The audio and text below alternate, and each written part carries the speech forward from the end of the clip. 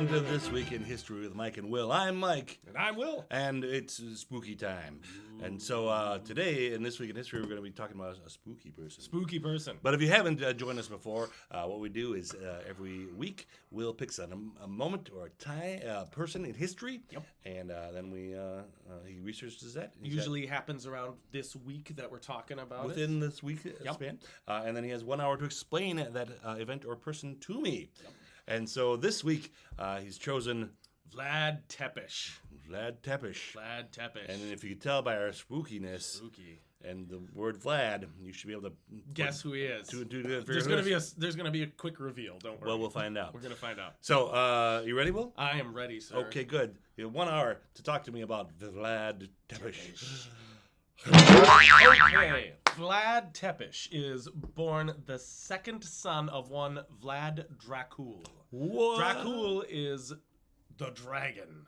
Oh, wait, he's in Romanian. Vlad Tepes is the second son? Yep, he's the second son. The first son was like Miria, which I'm probably pronouncing this horribly wrong because all these names are either Serbian, Romanian, or Hungarian. There's a couple Ottoman names, which I actually am better at pronouncing than because I've actually been around like Turkish speakers before, but I've never met an actual Romanian. In Romania. So this is in Romania. I'm sorry. What time of where are we? We are in the mid 1400s. Specifically, Vlad Tepes was born somewhere between 1428 1431. We're going to say October 31st. So that I have a fixed date and a reason to talk about it on Halloween. Yep. But if we're wrong and you can prove us right. If you can prove me right. I looked in 5 different places to try to find. Right. I bought a book just on him, and everybody's like, some people just don't have birthdays. Yep. They didn't write everything down. But Vlad Dracul was called Dracul because that means the dragon. He was a member of the Order of the Dragon. This was a knightly order created specifically to fight the Turks. At this time, the Ottoman Empire was terrifyingly powerful. We're dealing with Sultan Murad II, who was just a beast he was a brilliant administrator. He was a great general, and he had a son coming into his adulthood named Mehmed, who we've talked about. Oh, yeah. Mehmed gets the title the Conqueror. Yeah, okay. So Mehmed is a huge deal. The Ottomans right now are pressing into Eastern Europe. And Eastern Europe gets ignored a lot. It gets kind of put in as like this, we don't really know what's going on. It's just kind of a mess. Let's talk about England and France because their histories are tidier. And it's because Eastern Europe has a lot of smaller principalities held together under like a bigger overlord usually. Okay. Hungary is like the big powerhouse. We're at the same time of Sigismund of Luxembourg, who we've talked about a couple times now. He was in charge during like Jan Hus and well, not Jan Hus specifically, but Jan Žižka, and he's around during the time of Vlad Dracul. Okay. And Vlad Dracul like served under Sigismund as like a knight in the east of Europe who fought the Turk. Like that was his big thing. That was his job. He was really good at it. He was seen as kind of a hero. Yeah. Sorry. Is it possible also we don't necessarily talk about the east part of Europe as much because they didn't do as much branching out and expanding and conquering? And what's that word? What's the word? The colonizing? Colonizing. Oh, yeah. They're not an English speaker. A lot of the languages are localized. Romania is really interesting because Roman. They see themselves as the heirs of the Roman Empire. Yeah, okay. So there's a lot of actually like Roman and especially like Eastern Roman architecture and style with like the minarets and the mosaic pieces. There's a lot of cultural crossover. Even the name Transylvania, which is a portion of Romania, it's a Greek phrase. Trans is across. Okay. Or different, opposite. Mm-hmm.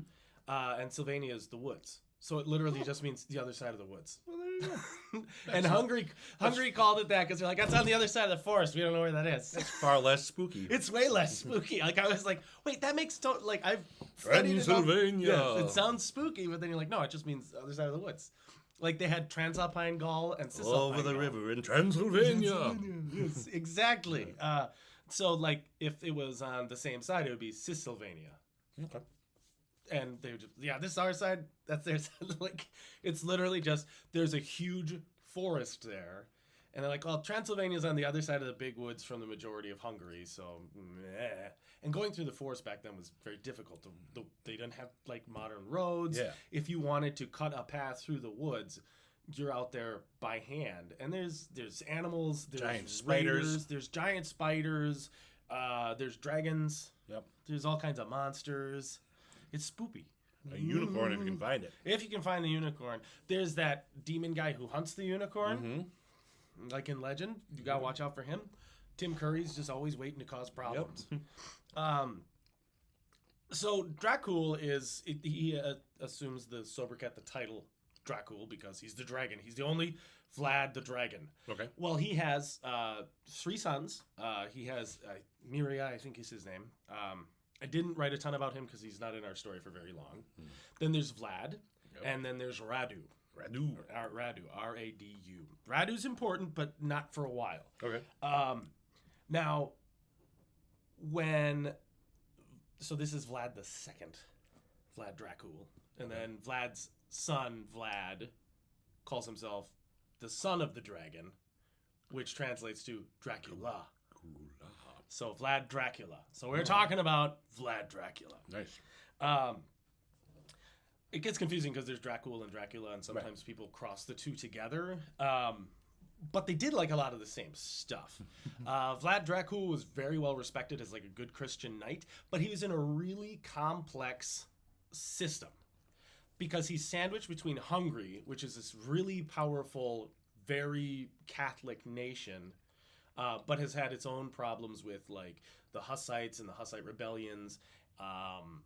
There's a lot of change going on, but they're also really close to the Ottoman Empire. And poor Romania is kind of stuck between the Ottoman Empire and the Hungarians, and they're used as a buffer state. Oh. So they have to be really smart about allegiances, who they work with. Transylvania is much more like Hungarian. They have a lot of Saxons living there who are German speakers. Whereas Wallachia, which is where the majority of our story takes place, is in like eastern and southern Romania. And then there's Moldavia, which is like the north central. So it's kind of split into these 3 chunks. Okay. And like I said, Moldavia is like its own thing. They have like a king. Moldavia. Moldavia. Potato. I think it's a regional pronunciation, but Moldavia. It's good to say Moldavia just so you know there's an A in there instead of an O. Yeah, that's how I've heard it. I think there is a Moldavia as well, like at some point in history, or it could be like from random book elsewhere I read that was miswritten or something. Yeah. And I don't want to disrespect the locals who live there. Yeah, I'll worry about it. Yep. I'll disrespect them. You handle that, but I really just... this is the land of torches and pitchforks, man. Sure. I don't want them showing up in my house. Send all your complaints and pitchforks to me. Mike. He'll handle it. Well, as a once and future alderman, this is your job to deal with the complaints of the citizenry. You know what? I will take on our massive audience. You will take on our massive audience. Yes. Sorry for offending both of you. Yeah, all 2 of you and the non-Serbians, non-Romanians. So anyway, so Vlad Dracul has to kind of balance the giant Ottoman Empire, which is terrifying all of Europe at this time. Like, they're seen as... I can't give a modern equivalent of it. Like, if you took the fear of, like, China as this giant empire and the xenophobia of, like, every terrorist organization and mixed it together... That would be like, and that's how the West sees that. That's how the West sees the Ottoman Empire. Okay, they own a landmass almost the size of all of Europe. What's their big cities there? Yeah. So they have Edirne, which was Adrianople. Is Babylon in there? They do. They have Baghdad, which is what they call it at this point. And very soon they're about to have Constantinople. Oh, because that's in 1453.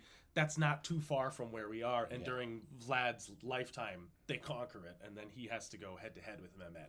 Okay. And we actually mentioned that I think during Mehmed's conquests because Vlad is a constant thorn in his side. Let's learn more. Perfect. So we're going to learn more. So Dracul is stuck with this position, and this is kind of the job of the princes of Wallachia to deal with this. They also have a really cool title. It's the Voivode. Voivode. It's it's got kind of a heavy D sound. Voivode. Voivode. And that just means like prince or the majority landholder. And then they have the boyars, who are the lesser nobles. And that's a common title throughout this region. I think the Hungarians even have boyars. Okay. So these are like baron and count and yep. terms. But the voivode is like prince. He's top dog. He's not a king. They don't have like this arrogance of calling themselves a kingdom. The region has about 400,000 citizens living in it at this time. 17 cities, give or take, with surrounding villages. So it's not super heavily populated because it's lots of big dense forests. It's really mountainous. This is where the Carpathian Mountains are, here in Transylvania. So it's this gorgeous scenery. But it's tough. It's hard to live there. But they have like these crazy cavalry tactics where they're riding through woods on light horseback. It's not good for like heavy knights. If you're like a heavy knight swordsman type, right, this is not ideal terrain. Too many limbs hanging down. Yeah, you're just gonna get knocked off your horse, crash through a tree, get impaled on some big pokey thing. Yeah. It's not great. It's also not great for like cannons to besiege cities because they're up on these craggy things, so you can't like line up cannon shots to take down cities. Sure. The cannonball flies right back. Yeah. It just run! I did this wrong. And this is before like really advanced cannons. But the Ottomans are developing like these massive, weigh like 2 tons. They're 30 feet long cannons that shoot 600-pound cannonballs. That they like. The Ottomans are scary at siege warfare, and just the administration is key because they can get armies of 100,000 men together in a single group and just march and work. It's wild. Whereas, these guys are getting together like 10,000 men, 20,000 maybe. I think the Hungarians got like 40,000 at times. So poor Wallachia is stuck in the middle of this. Aww. They basically have to bounce between serving the Ottoman Empire and also trying to show that they're loyal to Christianity. So Vlad Dracul is a loyal Christian knight in the Order of the Dragon, but he also has to pay tribute to the Ottomans so they don't just steamroll his entire country. Okay. Because this is a principality of 400,000 people, and these guys are raising armies of 150,000 men. That's the whole country. It's really hard to deal with that. So he's this but poor as long guy. As he pays some money, though. Basically, he has to pay the money. Another thing that the Ottomans require is troops for their Janissary Corps. The Janissaries are slaves, basically. They are young Christian men, usually taken as boys, and raised up in battle academies. And all they learn is how to fight and kill and die without question. They're extremely loyal to the Ottoman Sultan, like without reservation. Like if you have Janissaries, they do not switch sides. They are always loyal to whoever's the king, period. Okay. Which is fine until the king dies. Until the king dies. Then they're like, okay, who's the next? And they usually just wait. Okay. Like, okay, who's next? It's interesting because they wait like in a video game where they just kind of... I haven't been given orders. And then they get an order. Oh, okay, there we go. It's interesting because this is similar to the Praetorian Guard of the Romans. And it is similar to the Varangian Guard of the Eastern Romans, the Byzantines. These big empires seem to have like an elite, extremely well-trained, well-equipped, super loyal. Because Janissaries are given like special privileges. They're slaves, but their lives are amazing. Like they have women, they have money, they have a comfortable life. Hardly know we were a slave. They don't, and they're what fun we're having. They don't seem to even care. Like the Janissaries never. I think there's a Janissary uprising way later in their history, but for the most part, they're very content. But also, you're essentially brainwashed from a young age to be a fanatically loyal killing machine. Yeah, you're like, oh well, we're not killing stuff. So it's like being a gladiator. Mm-hmm. You go out and you fight and you kill, and then you get a girl and some beer when you're done, and everybody's like, it's great. Hey, it's a living. It's fine. But you also don't have to worry about like things that are going on at this time, like raiders coming into your village and just despoiling it, killing everybody, carrying off your wife and your kids and your food, and then you're like, I have ashes. You don't have to worry about that? You don't have to worry about that because you're the guy doing it. Yeah. Good plan. See, it kind of works out. So this is expected of Wallachia and some of the lesser states around them. Basically, like Bosnia has to deal with this, Serbia has to deal with this. Constantly, the Ottomans are like, give us your children. Ugh. It also is like this there's kind of this, if I fight the Ottomans, the army marching into my land could have my children in it. Oh. I don't want to fight my kids. Hey. So there's a lot of that going on. That's a psychological warfare. Yeah, exactly. It's brilliant. It's cruel, but it's brilliant. Right. And it does keep a lot of countries from like going to war with them. Plus, not only do I have your children, they are trained to be murder machines. Like, hey Dad, I'm a murder machine I'm now. a murder machine. Aren't you proud? Mm-hmm. And they're different than like a knight, where like knights are typically like individual and impetuous. Yeah. These guys are trained to fight as a unit. And a lot of them are trained in firearms, which is a new thing. Oh, yeah. So you've got like massed musket fire from elitely trained, hyper loyal.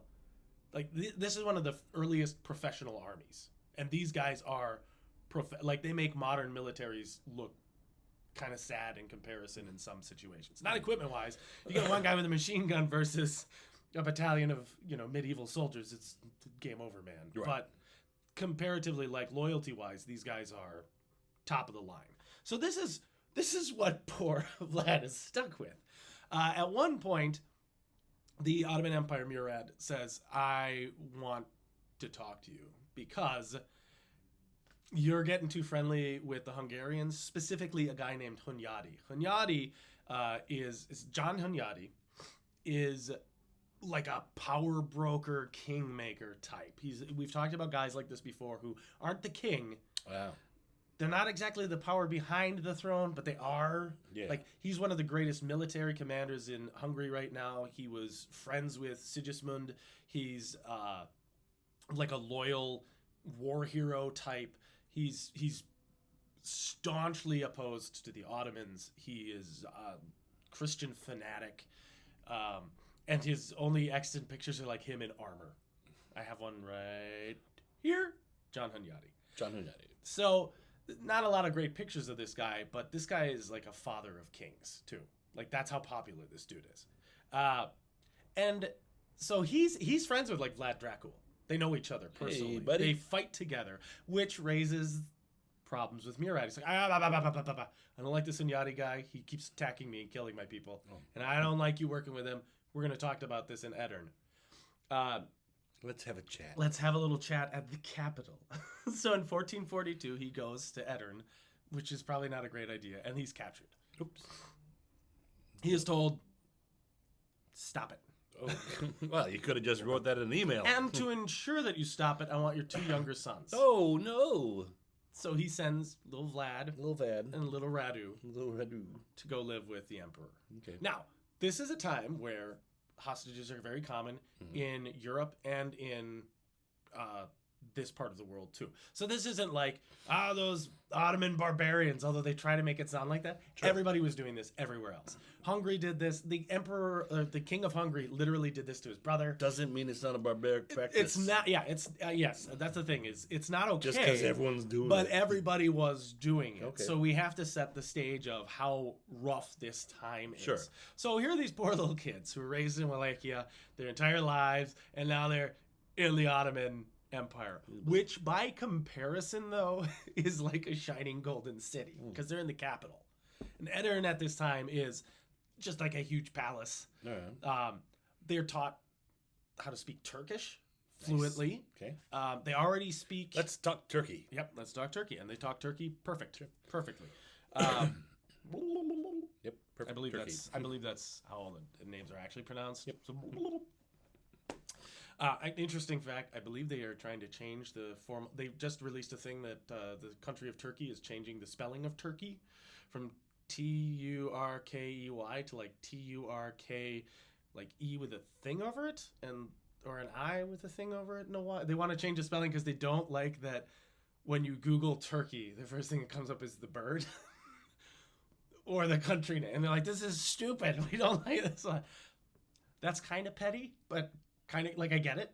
Yeah. Like, we're not a bird. We're a nation. They thought the same way about the Pork Chop Islands.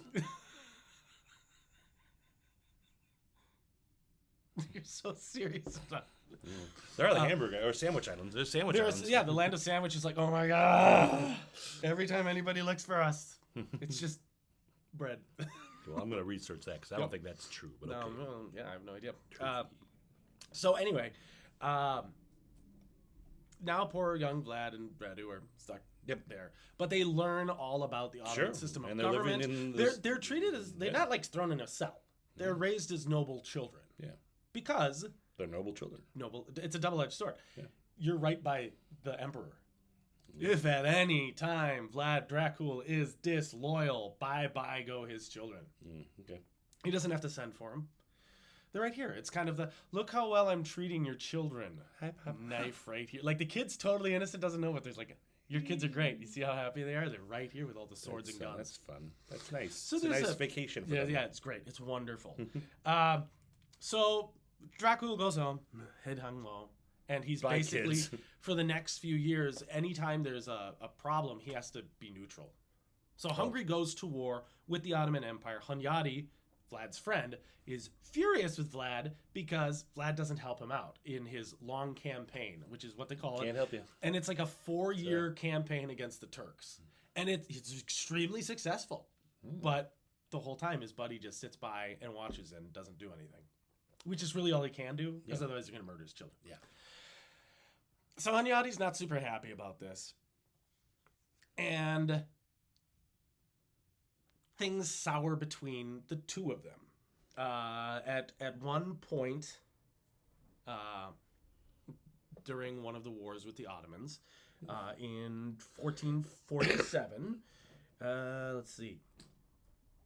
Again, things change within Wallachia. So Wallachia is known for like having like 6 or 7 years prince like reigns. They don't have like 30-year reigns. It's like short little. You're in charge for 5 years. Vlad Dracul's cousin, who's obnoxiously his name is Vladislav. So it's Vlad and Vlad. Okay. But we're going to call him Vladislav so that we know the difference. Vladislav the second. He's the only Vladislav, so we'll just call him Vladislav for the purpose of our story. Vladislav wants the throne. There's a huge rivalry between these two branches of the same family. They're cousins. They're blood relatives, but he wants the throne. He's also loyal to Hungary. So during a campaign in 1448, John Hunyadi, Vlad Dracul's supposed friend, leads an invasion into Wallachia to secure Wallachia for the Hungarian cause. Okay. So East versus West, West versus East. This is now for the West. Haha. And when Hunyadi invades, he has Vladislav come with. Vladislav murders Vlad Dracul and Vlad's heir, Miria. No! So Vlad Jr. and Radu his cousins? He murdered his own cousins? Yeah, he murdered his own cousin. So Vlad Tepes is sitting over there going, you kill my dad? Yeah. You kill my dad? So he's 20 now. He's been raised in the Ottoman court. He might have. There's different versions of this that like maybe he was put through the Janissary Corps just to learn how to fight, and also to go through some of the same brainwashing. Sure. In different like films and stuff, they've tried to play into that he learned this way of fighting and all this other stuff, but he doesn't actually use the Janissary tactics. He comes up with his own thing that we'll learn about. Okay. Does it involve his teeth? No, better though. But he knows. So Vlad though is trained how to fight. Okay. Well, he says, "Well, this is crap. And they just murdered my father and my brother," and he's furious. Yeah. So he asks the Ottomans to help him out. They outfit him with an army, and while Hunyadi and Vladislav are invading the Turks, led by Vlad, go to Wallachia. Oh. And in 1448, he takes the throne in Targovishte. Now, the way sieges work in most of the world at this time is there's big castles, cities have big walls and bastions and fortifications. Yeah. The cities of Wallachia do not have strongholds in them. It's weird. They don't have like a central stronghold you retreat to or a citadel or a big castle. The people just go into the woods and hide, or they go to local monasteries and hang out. They're just like, we're not fighting for some stupid city. It's just stuff. Yeah. And they just leave. They're like, have the stuff. We'll make more. They do it all the time. Like every time. And I think it's because the leadership changes so much. Like, I'm not dying for these stupid people. I'm not doing that. It seems like it's the most pragmatic thing ever. Yeah. They're just like, well, the Turks are back.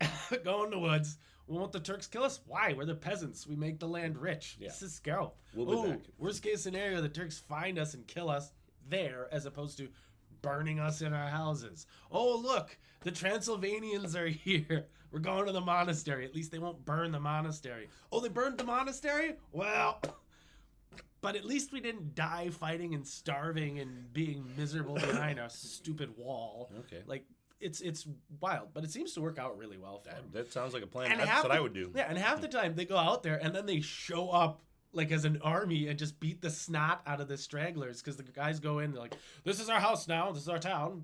All right, the rest of the army can move on. We'll leave a small garrison. And the small garrison's there, and then all the citizens come back We want our house pissed. back. And they're like, yeah, that's our house. Yeah. Hey, you like this house? So did I. Oh no! And yeah, so that's how it works. And these are like hardy frontier folk. They're not like, oh, I'm just a peasant just farming. They're Right. like, I'm a peasant farming in Wallachia. I'm used to just, oh look, Jim died today. He was attacked by 6 Ottomans. It's farm life. What happened to, Yaroslav? Well, Yaroslav got dismembered by the Hungarians last week. Same day, same thing. Different day, same thing. Life on the farm is hard, man. Yeah, You get used to death. It's all so around. different. It's very different in Eastern Europe. Like, it's constant warfare between people. So these are, like, hardy, tough folk who are like, no, we just handle it on our own. Okay. And all of, like, their independent boyars kind of handle it the same way. They're super independent people, which is why they have such a quick turnover with princes. If you don't do a good job as a prince or you're not making everybody happy, the boyars just rise up and like, get out! And they can usually get like a slew of people to team up with them. Like, oh yeah, I don't like that guy anyway. He sucks. Murder. But Vlad comes back and he takes his own throne. Now he doesn't take it for long because he's not given a lot of troops, and it's kind of this weird, like, good but bad kind of a situation. Hunyadi's army is defeated by the Turks. You'd think that'd be a good thing because Vlad's on the Turks' side. However, his army isn't annihilated, and they go back home through Wallachia. So now you have the giant remnants of an army marching into the kingdom that you just took over. And you don't have an army big enough to fight them, and you don't have a fortress built around fighting people off. Oh. So Vlad goes, ooh, I'm out, bye. And Vlad leaves. Oh, so they do the trick of just leaving. Yep. So, yeah, exactly. That's why I had to explain. So Vlad's like, nope, we're not staying and fighting. Deuces. So his jerk cousin Vladislav retakes the throne, and John Hunyadi goes back to Hungary to lick his wounds and practice and prepare and build up another army for another invasion with the Ottomans. The net result, a bunch of people dead, nothing happened. Yeah. Good. Yeah, exactly. Like, no land has changed sides. Right. Nothing has happened.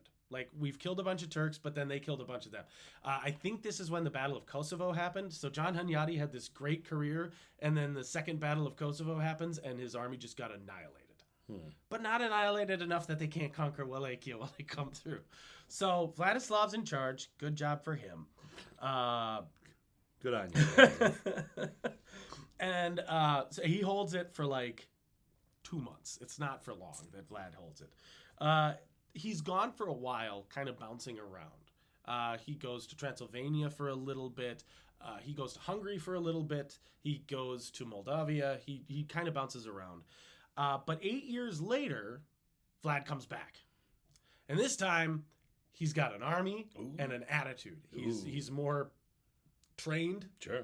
He's been fighting. 8 years has gone by. 8 years has gone by. He's a little older, a little wiser. He invades Wallachia. Now, during this, he went to Hungary and he got the Hungarians to like him. Like, John Hunyadi and he are now like friends. You remember how my dad and you were friends? Let's be friends again. Okay. I'll fight the Turks. Sure. Also, my cousin's a jerk, and you help my cousin, and I don't want you to help my cousin anymore. Look how bad he is for Wallachia. He's not good. And Hunyadi's like, sure, yeah, I'll help you out. Okay. So Hunyadi's on Vlad's side. See how fast people change It's sides. quick. It's pretty quick. Even though it's 8 years, that's a huge switch. Yeah. Vlad shows up in Wallachia with the Hungarian troops and his own supporters who do not like Vladislav. They fight a couple of like kind of running battles. He kills Vladislav. Now, Yay! Vlad Tepes takes the throne of Wallachia again at the capital of Targovishta. But this time, no one's come after him. But this time he killed the guy who held the throne Yeah, okay. and keeps being a jerk. So this time he's got no problems. Then Vlad does something that nobody else has done, but is like the smartest thing you can do. He finds every single person who was part of the plot to kill his father and publicly executes them by impalement. Oy. Some of them are alive while this happens.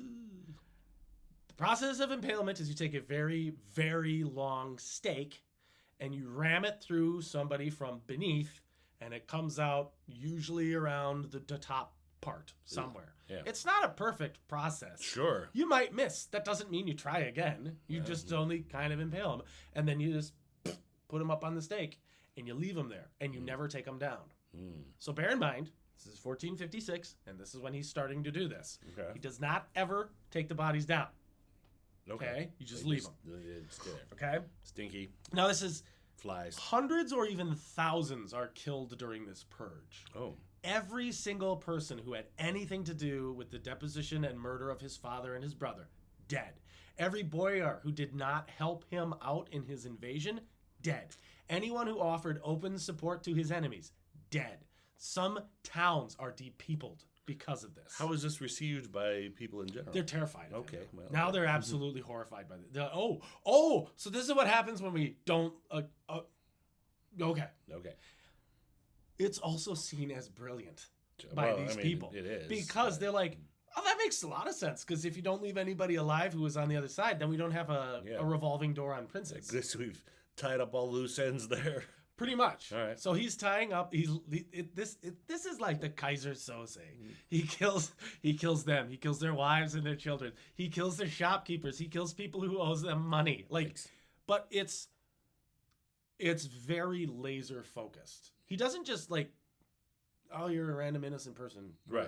It's almost like he finds ties to the people that did reason this. for each There's a reason behind this. Now, this is a time where people are just butchering people for no reason. Right. They're just raiding villages. The Hungarians, while they were coming through Wallachia, raided and murdered and pillaged Christian villagers. He is targeting specific people. Okay. This is not like a He just happens to have found thousands of specific people. And it's not based on a bias of religion or culture because Wallachia is actually multicultural. He's got people that speak some German. They're mostly Romanian native speakers, but he's got Greeks who live there because they're so close to the Eastern Empire, and this used to be part of that. He's got all of these different people, but they are Wallachian, and that's a big deal to him. These are my people. Yeah. You don't touch my people. And my people will be loyal, or they will be dead. The people make a pretty open decision to just be loyal. Okay. And a lot of the boyars are like, so I don't like that he murdered that guy, but that's a really smart way of dealing with that. And I keep him in line. I like the cut of his jib. Vlad is seen as kind of like this authoritarian guy. He sends out, well, not kind of. He's seen as an authoritarian. He sends out a letter to can't be kind of I think there was a priest. It was like a priest or a bishop or somebody like that who was like, could you not impale people? And he goes, could you? He basically says, well, a weak ruler wouldn't. Yeah. But then what happens to the weak ruler is he's killed. Right. He's murdered. Yeah. But a strong ruler does this once and never has to do it again. Well, there you go. So I'm not stopping. But I'm not stopping. Like, I understand what you're saying. Totally understand it. But it's not reasonable for me to stop because when my father stopped, look what happened to me. This guy has the receipts to prove his way works. Because other people don't do that and they just get murdered and deposed and there's chaos and it's bad for the peasant class. His answer to the priest is, yeah, I could. I could, but I'm not gonna. Okay. Yeah. He's really hardcore about it. Yeah. And Vlad is he's a Greek Orthodox Christian, not a Catholic. Okay. That's important because the Hungarians don't like that about Wallachia is that they're Greek Orthodox because they're so close to the Byzantine Empire or the old Roman Empire is also what they call it. That's the church that rules there. There's a huge rift between Eastern Orthodoxy and the way they do Christianity versus Catholicism. Huge rift, and it's been that way for a very, very long time. There was a schism in the Middle Ages, and they've never gotten along. To this day, they still don't get along. It's not Protestantism, it's different. So it's weird. Because the second the Protestants came up, it's like, well, we don't agree with you. Well, we're going to kill you. But the Greek Orthodox guys have been doing this for forever, and you're not killing them. Shut up. Stab. Well, it's a good thing they've all found the one true religion. Money. Ooh. Ooh. I'm not wrong. I didn't say you were wrong. I know. So Vlad is establishing himself. Yes. He is building a name for himself. building a name for himself Skewered bodies. on the backs and insides of people. Yikes. He finds out who's like plotting against him. He develops kind of a spy network, and he kills him. Yeah.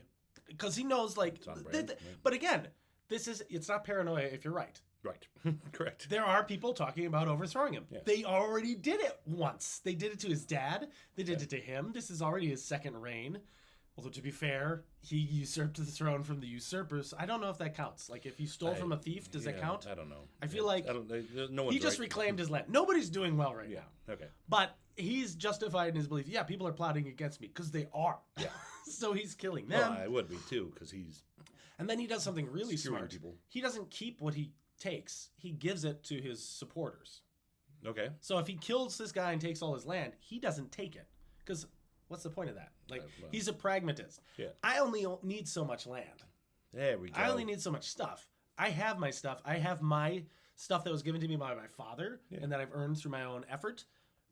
Everybody else, here you go. You can only enjoy so much of a castle. Yeah, exactly. He's like, I one don't need person. 72 castles. Here you go. And he starts passing this stuff out. So we have to talk a little more about John Hunyadi to explore him a little bit, because he's going to factor into this for just a little longer. So he's this Hungarian powerhouse. He helps Vlad reclaim this throne. He doesn't seem to have an opinion about Vlad's style of leadership. Well, I don't want to tell him he's wrong. He's also anti-Ottoman. The enemy of my enemy is my friend. Okay. Hunyadi is a pragmatist. He's like, oh yeah, you're actually on the same side as me, so it's yeah. fine. Yeah. You It's do just what you want. not- You do we what just you want. won't- You know what? We do the same thing. It's fine. We don't impale him. We just set him on fire. Also, mean, we do similar things. Vlad could have been like the immolator, because he set a lot of people on fire too. Oh. There's difference. There actually is a difference of how he killed these hundreds and maybe thousands of people. Yeah. They don't start talking about impalement until later, but he definitely impales people. Well, I during would this time. think that an impaled body is sticking around just forever. Sticking around. Mhm. That sends a message. And a longer message that can be received by multiple people. You don't have to keep killing people every day. Right. But emulation, that's a one-time show. It's a firework display. Yep. Yeah. I feel like he probably interspersed them. Sure. Like, just for fun, I'm setting these people on fire. Just for fun. Which would you prefer? Yep. Honestly, I'd take the impalement. I think that I don't know. I would like the impalement, but I want it to be perfect, so I die like right away. Yeah. Being set on fire apparently is just awful. Like that's tough, it's man. slow. It doesn't take it takes a while to die. Well, I've burned my fingers. Yeah. Burn your finger, and you're like, that sucks. Yeah. Now hold it there. Yeah. Over all of you. But start at your feet and work up. Jeez. But on the other hand, impaling. Impale. Either way, it's just like nope. No, none of this sounds good. None of this. You know what? I agree with Vlad. If I have to take one, beheading. Okay. There. Not on the table. Sorry, Done. not an option. Yeah, Vlad's like, nope, too fat. Like, he doesn't hang people either. That's the thing. Like, you talk about all of his executions. Yeah. I never saw one hanging. Just like, no, there's no blood. They also could have their neck snapped right away. No message there. These Really? people need to suffer. Okay. If he's going to execute him, it's going to be Gonna do this right. We're going to do this right. We're going to do this brutal. We're going to do this the Wallachian way. So John Hunyadi is kind of, like I said, he's this big mover and shaker. While he overthrew Vlad Dracul, he's helping Dracula now. His son is raised to basically think, my daddy's the bestest. Well, whose son isn't? Yeah. Well, unfortunately, Hunyadi dies on 11 August, 1456, not long after Vlad takes his throne. Oh. His eldest son is a bit of a dick. He immediately goes to dead Vladislav II's brother. Vladislav is the guy he's Vlad's cousin and second cousin now too. So Vlad Tepes's second cousin was Vladislav, and now his other second cousin, that guy's brother, is named Dan. Dan. It's probably pronounced Don, like D-A-N, but it's Dan. It's spelled Dan. So it's like you get Vladislav, Vlad, Sigismund, Dan. Dan sucks. Yeah, Dan is one of my least favorite guys in this. He's just a turd. So, John's son, Ladislaus, that's a hard one, takes over for his dad, and he's like, Vlad Tepes is a jerk, and Dan, you should kill him. Okay, I'm Dan. And Dan was my brother Daryl, my other brother Daryl. Yep. Like, he's the hillbilly of Romania. He's the Romanian hillbilly. Right, He Dan. shows up, and he's like, okay, I'll go do that. But before Ladislaus I'll follow Dan. can really build up much steam, he gets accused of treason by the king of Hungary. Who does? Ladislaus. Oh. John Hunyadi's son. Okay. Lad. His lad. So he's not nearly as smart as his father. So the king, who's young, felt he was being threatened by Ladislaus, says, why don't you come to my castle? I'm going to promote you to the master of the treasury. It's going to be awesome. And Ladislaus like, this is great. Great job. And the second he gets there, he gets grabbed in public, like executed, like on the spot. They don't even wait. Oh, this was There's no trial. There's nothing. It's just go. This is not the job I applied for. This causes a very serious problem Yeah. because his mom, John Hunyadi's wife, is furious. Well. And her brother, Michael, is a bit of a badass. Oh. They immediately start a rebellion in Hungary, and it's bad. So Vlad was about to have some guy come in and depose him, and goes, oh, I see an opportunity. He sides with the rebel faction, who, it's wild because, like, John was his ally, and then his son was trying to, like, mess with him. So he just ignores that and goes, yeah, but the wife and the brother are great people. They're friends of mine. I'm going to back them up. So rather than going, well, your son was a dick, he goes, no, that's unfair that your son was killed. I get that he was trying to politic. Whatever, I don't care. But I'm done with the Hungarian crown. This current ruler is garbage. Let's crush him. So Vlad rides across the border into like Transylvania, which is loyal to Hungary, goes into Hungary even, and just starts raiding. And his army is mostly like light cavalry. So they just come charging through, killing everybody they find, burning villages down. They don't even bother with sieges. They carry off a bunch of people, take them back to Targovishta, and impale them publicly. Ooh. Well, that's gonna cement your. Yeah, he's like, I'm on, and he's just like, I'm on your side. Okay. They accept this. They're like, good. awesome. Right. Do you see the weapon we have? Don't let us send Vlad against you. We will. Don't let us. They win. He's crazy. Yeah. Do you see how our crazy friend is? Like, watch out. He's crazy. And he's like, I'm reasonable. Impale. Like, he's like this rabid dog. They use him as like a terror weapon. Do you see what Vlad will do to you? You wouldn't want that to happen again, would you? You don't want that to happen again, do you? It's a nice country you got here. Shame if we invited Vlad over. And so Vlad is just a terror. And they use that. But I hope that doesn't bite him in the ass later. They end up winning. Okay. For now. And they take the throne of Hungary. The eventual ruler is Matthias Corvinus. The Corvinus name is used in like a bunch of storylines and movies and things like that because it's like this old, cool-sounding Hungarian royal name. Yeah. It's associated with vampirism and all this other stuff, but because eventually everybody just makes a whole vampire thing. In the last couple minutes, I'll talk about that. But we're this next chunk, as much as I have written, goes really, really, really, really, really, really fast. Okay. So Matthias Corvinus takes over. And Vlad is doing all this fighting. Meanwhile, cousin Dan invades in 1460. I'm getting ready to be invaded. He's almost immediately defeated they got on the 22nd of April. And what does Vlad do? Kills him. Kills Dan? He does not bother with beating him and letting him leave. He just kills him. He's like, no, I don't care that you're nope, dead. Then Dan, we barely knew you. Then he goes to Dan's lands that supported him. Dan's lands, raids them, and just butchers people. Sorry. You should not have done that. You should not have done that. But you made a really bad choice. We were just friends of Dan. Doesn't matter. Don't care. You should have been like, don't mess with Vlad. Okay. You guys should have said that. So he goes in, he kills a bunch of people, and then he leaves. Vlad just don't mess. They should just have a sign. There's a guy with him everywhere he goes with a sign that says, don't mess with Vlad. But he doesn't need that. He's got people impaled everywhere. And he leaves My that calling behind card. sometimes. He Oh. just leaves people on stakes. Doesn't care. I'm assuming if he leaves, the town's gonna clean him up. Yeah. Someone should clean that up. Yep. I'm not going out there first. Yeah. I'm waiting for the time where somebody's like, should we take the thing down? So the last time anybody took down an impaled body, Vlad found out and he made 6 more impaled Yeah. bodies. You just leave it. In 1460 or 61, the sources are kind of weird about this. Sure. Vlad tells the Ottomans, I'm not paying you anymore. My dad did, I'm not. This scores huge points with the Hungarians because, like, yeah, stick it to the Ottomans. Yeah. The Ottomans probably don't like that. The Ottomans don't like that. Vlad does not care. Yeah. The Ottomans say, come I talk think, to us. I think we've established that Vlad doesn't care. Vlad about a does lot of not care. things. Yeah, I can stop saying it. I'll save myself 5 minutes of this show if by the end I stop does not saying care. Vlad does not care. But I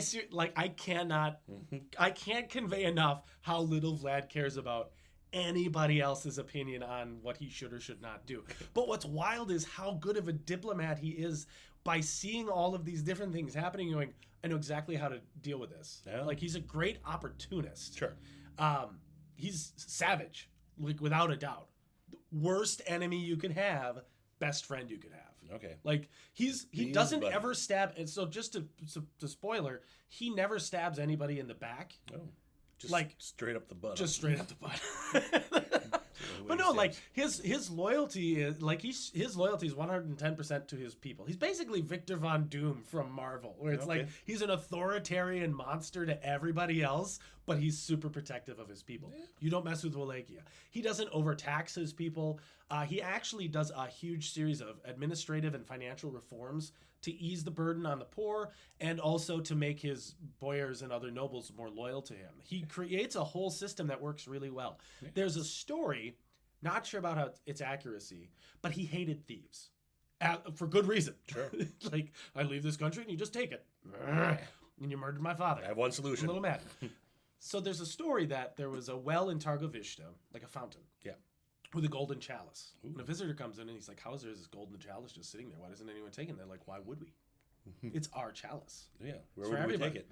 And allegedly, anybody who did take it got impaled. Yeah.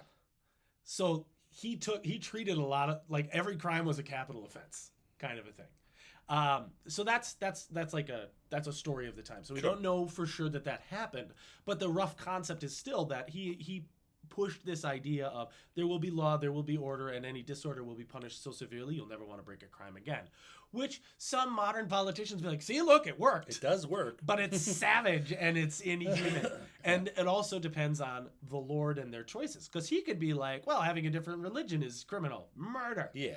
You know, open homosexuality. Murder. Like, he could be anything he wants. Murder. Fortunately for this, it was like the classic sins of theft and murder. Fortunately. Death. Yes. But it could be like, you lied. Yeah. What? No, I said somebody looked good today, even though they look bad. Yeah, you know that's the ugliest person in town, and you said they look good. Lie. Impale. Stab. Like, All right. authoritarian, like, there's a difference between, like, the benevolent dictator and authoritarian. Yeah. He's really he's walking that line. Yeah. I'm pretty sure all dictators think they're benevolent. Yes. But the difference is, so did his people. Yeah. Like, the peasants are probably like, dude, do you know what we have to deal with anyway? This is nothing. Like, I'll take 5 or 6 people getting impaled, or better yet, all the rich people getting impaled, instead of thousands of people just dying. Okay. The people seem relatively fine with this. It's kind of awesome. Like, You get used to it after a while. how bad is life? Like, that's why I had to explain. Like, look how bad life was. You need to understand this is awful and chaos. There's plague, there's death, there's war. Vlad the Impaler comes in and starts skewering people like, this is better. By a lot. At least we know what's going on now. At least they know. Yes, I think that's part of it. At least Right. they know. So Vlad's doing this. Now Vlad is decided, I'm fighting the Ottomans. Now by now, Murad has died and his son Mehmed has taken over. Mehmed owns Constantinople. This is the greatest warrior king in, like, centuries. Yeah. This guy is a genius. He is an administrator. He is a warrior. He leads his armies personally. He's a scary guy. Let's go get him. He's very not pleased with Vlad. So he says, all right, I'm going to send a Greek envoy, because Vlad speaks Greek as well. So Sure. Vlad, so far, Latin, Greek, Romanian, or the Wallachian dialect thereof, probably German, Hungarian for sure, because he's friends with John Hunyadi, and Turkish fluently. So this guy speaks like 6 languages. He also speaks skewer. Skewer, yeah. He speaks violence better than anybody. Nobody speaks violence like Vlad. So this envoy is sent, and then he's like, you're going to tell Vlad to come to Constantinople, which is my new capital. What a baller move to say, I conquered the ancient seat of Rome, and now I live here. Like, that's how powerful Mehmed is. Okay. It's like, I live here now. Plus, it's a huge pain to have to constantly cross the Hellespont, which is this chunk of water between 2 seas, to go back to his old capital. He's like, I'm in Europe now, baby, and I'm not leaving. Okay. Like, he's planted his flag, he's staying there.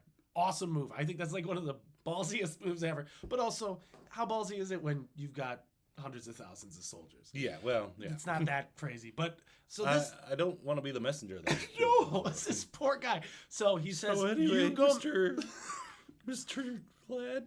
You get to do that again in a second. So while he sends this poor Greek guy, who's one of his, like, he's a messenger. He's good at this. He's an envoy. He's not just like, here's a letter. He's like a diplomat. He's esteemed. Sure. Vlad won't kill a diplomat. Surely. He also reaches out to Hamza, who is the Bey of Nicopolis. A Bey, B-E-Y, is like a lord, a noble. Bey. Is given greater responsibility. He's trusted. Okay. So yeah, he's a Bey. So Bey. Hey, Bey. Since Vlad will have to go through there, Hamza's given orders to capture Vlad. Oh, well. He wants him brought in chains.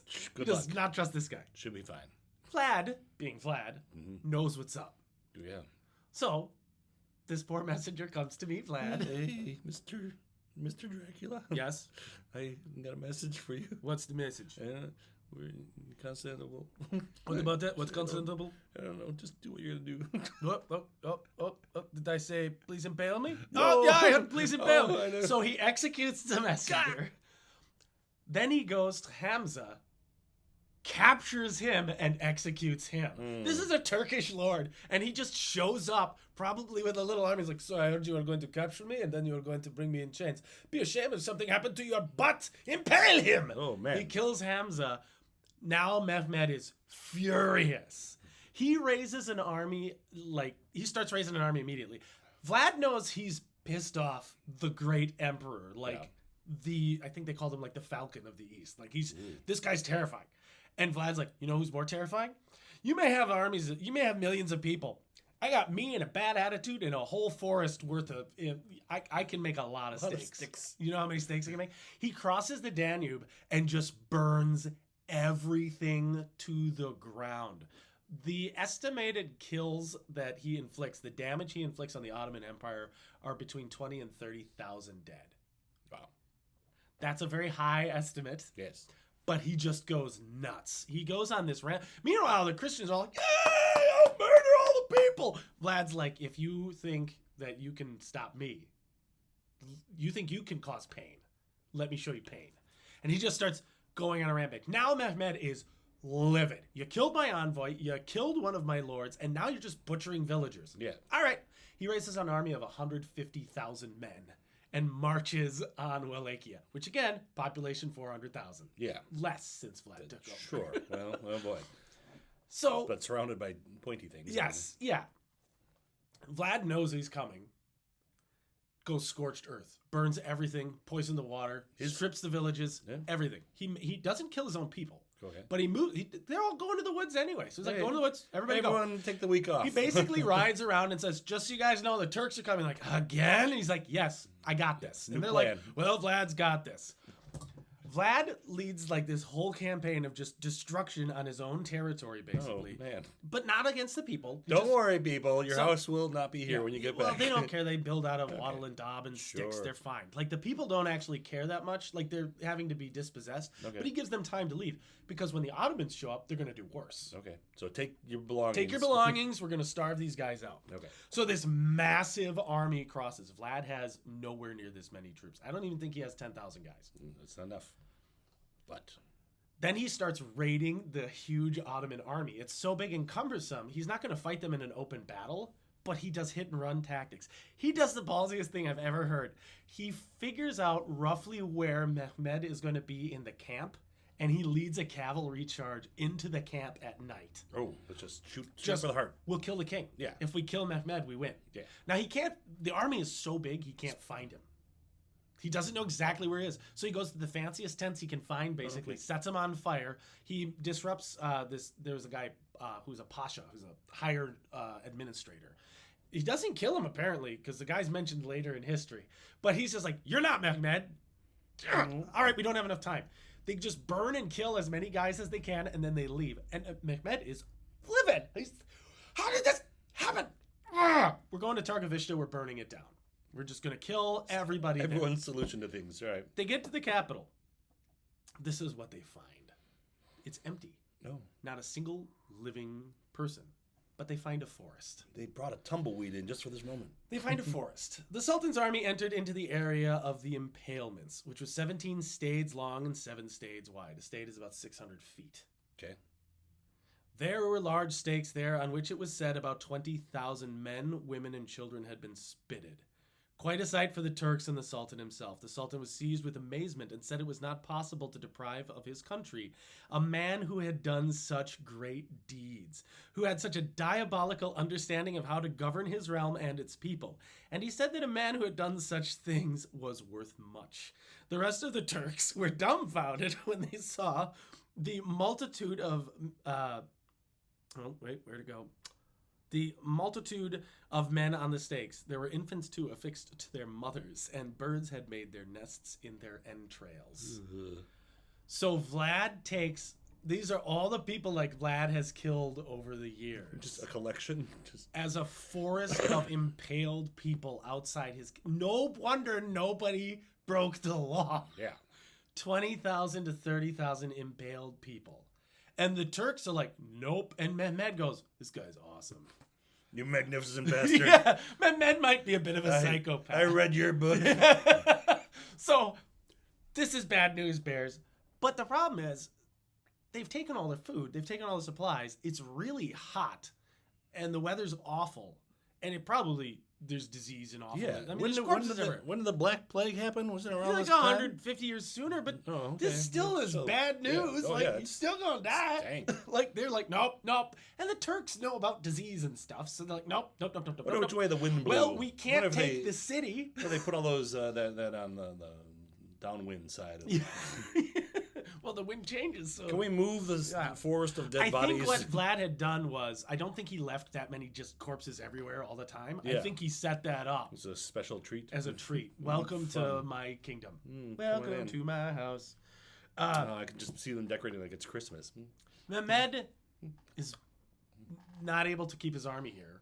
There's no supplies. No, sure. So he leaves, but he leaves his army is also freaked out. Yeah, they are freaked out. He leaves an army behind under the command of Radu. Vlad's brother. He says, you kill Vlad, you get Wallachia. But he's my brother. Radu has been raised as a janissary. Radu does not care. Radu does not care. Vlad and he fight multiple battles, and Vlad wins every time. It's for sure 2 major engagements, but probably smaller raids. But Radu basically goes around and talks to all the boyars. And he's like, so guess what I won't do? Impale you. And also, I have a lot of money. So much money. I have Turkish amounts of money. I'll give you money. Turn on Vlad. Tell me more about this not impaling thing. Yes. Vlad, meanwhile, goes to Matthias Corvinus, his old buddy that he helped win in Hungary. And he's like, I need some support because now I maybe hit a hornet's nest and all the Ottomans. I might have crossed the line a little bit. But I'm doing it all for you because he basically says I did this all for Hungary. And the Hungarians like, no, we've been at peace. After John Hunyadi. No, I fixed it for you. So Matthias is like, Matthias is one of Hunyadi's sons. So he's like, dude, my dad already solved this. He beat the crap out of the Ottomans. I solved it better. And they stopped. Yeah, and he's like, your father didn't go far enough. I'm going to impale all of them. So Matthias starts having peace talks in Transylvania, and Vlad meets him. And then finally, Vlad goes home because it's weeks long and it doesn't go anywhere. And Hunyadi has him captured and imprisoned. Oh. Just in prison? They spread a bunch of they circulate a bunch of letters saying that Vlad was actually talking to King Stephen of Moldavia, who is opposed to Hungary and helps the Turks apparently, to Murad and to the same pasha that he supposedly tried to kill. Not Murad, Mehmed. The problem is the letters use poor grammar, bad Latin, and they're very like obsequious and suck-uppy. All of Vlad's letters are like, I could kill all of you. Like they have so many of his letters, but none of his letters ever suck up to anybody. Oh, okay. So the people who like historians who looked at it like, this is utter nonsense. Like the Latin's bad. Vlad spoke perfect Latin. Like he wrote perfectly. He has a specific writing style that's basically like, yeah, I don't know. As we've established, Vlad doesn't care. Nobody scares Vlad. It's like, you guys think you know fear. I am fear. Like he's terrifying. So then he's like sucking up to these guys. They're like, these letters are nonsense. It was made as a pretext to arrest him. Okay. Vlad disappears between 1462 and 1475. Nobody knows where he is. He turned into a bat. Finally, he's held in different prisons throughout Hungary, like as a political prisoner, basically. Just kind of shuffled around. Yeah. Stephen of Moldavia says, okay, so the current guy running Wallachia, his name is Basarab, sucks. He's worse than the Turks. Unleash Vlad. And it is like, it's literally like something out of a movie. It's like something out of a movie because they do. They send Vlad into Transylvania, where a lot of his followers fled. I'm back, baby. And they say, anybody who is loyal to Vlad should join him. We're not going to give him any money. So Vlad is given no money, no support, no army, no nothing. He has to go to Transylvania, where he kind of lodges for a little bit. There's a building called Dracula's house there. Just looks like kind of an apartment building. It doesn't look like anything fancy. Nice. He has somebody executed for breaking into his house. There's like a thief who tried to escape from a bunch of guards, and he just has him executed. He's like, the guy came into my house, and he didn't ask if he could. Kill him. Well, you got to get back in practice. Get back into practice. I haven't impaled anybody in a while. So he basically has to go from place to place, and meanwhile the Hungarians are like, we're not fighting the Turks, but you guys should. We're not fighting Basarab, but you guys should. Go with Vlad. And he follow that crazy guy. He's like unleashed with an army. He goes into Moldavia and breaks a siege led by the Ottomans. He starts raiding and pillaging and killing people. He goes back into Wallachia, wins a series of battles, and retakes his throne. All between 1475 and 1476. So in like a 6-month span, he's just bing, bing, bing, bing, bing, bing, bing, bing, bing, destroying everything, killing people, and immediately resorts to impalement of any captured prisoners. You know what works. He leads this horrifying, it's like, oh my God, everybody thought it was fine for 13 years, and now hell has been unleashed. Like, this is where the movie should be. Yeah. This is the movie of, like, the guy in chains, just sitting there with the hair in the face and the haggard beard, and like, Vlad, your people need you. I'm ready. And they just, off he goes. And it's like a 6-month orgy of destruction. Yeah. Allegedly, he would impale rats. Ew, just to keep in practice. That's what they said. The priests are like, to maintain his evil ways. He would like cut up rats and he'd impale them. I was like, okay, that's going a little far. I don't.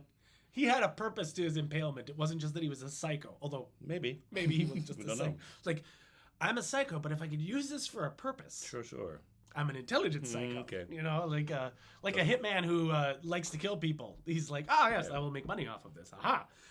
So Vlad just goes off on this crazy killing spree, and by 26th of November, 1476, he retakes his throne. Hey, he's back. Vlad's back. Third time in charge of Wallachia. Third time's charm. Unfortunately, it doesn't last long. Yeah. He and Basarab are fighting nonstop. At one point, his army is outnumbered 2-1, and Vlad dies. Ooh. He dies in battle. Oh. There are so many different versions of how he died that I'm not convinced he died this way. One is that an Ottoman assassin snuck into the camp in disguise and murdered him. Okay. Another one is that Vlad was dressed as an Ottoman soldier, which he apparently used to do sometimes to sow chaos. He'd like ride through the ranks of the enemy dressed as one of them and just be like, oh, this crazy Vlad guy. And I'm like, aren't you Vlad? No, never heard of him. Got a fake mustache on my real mustache. And might have been killed by his own men who thought he was a jerk. Oops. No matter what, nobody knows exactly how he dies, even though there's multiple versions. And nobody knows where his body's buried. One story is that the Turks got his heart and they impaled it on a stage outside the capital. Which is keep it on brand. There was a tomb that was dug up in 1933, and all they found were horse bones. Oh. So No Vlad. He was not a horse. His corpse has never been found. His body's never been found. So this has helped give rise to his legend. So since this time, since nobody ever saw it for sure that he died, there's no great example of how he died. This led to lots of stories about him, coupled with his absolutely horrifyingly effective terror campaigns of impalement and every other thing. This guy gets just this huge... The printing press is new at this point. And they make a lot of stories, especially in like German-speaking languages, German-speaking countries. They're like, this guy is an unholy terror. Don't ever be like, he's a monster. He's like a demon. His vampirism legend isn't added until 300 to 400 years later, when vampirism starts to get like a little bit of a scare. There's legends of vampirism, and it supposedly originated in Serbia. That's where the word vampire comes from. That's the earliest extant version of it. But the first time it was used in English is like the 1600s. So they weren't saying he was like a blood drinker or anything like that at the time. Bram Stoker comes along, and he does not know anything about the region at all. But he hears about how remote and scary Transylvania is, and he wants to use that as the setting for his book because another writer wrote about it. And he was impressed by her. So a woman writer who doesn't get any credit. Who knows who she is? I should have written down. Probably.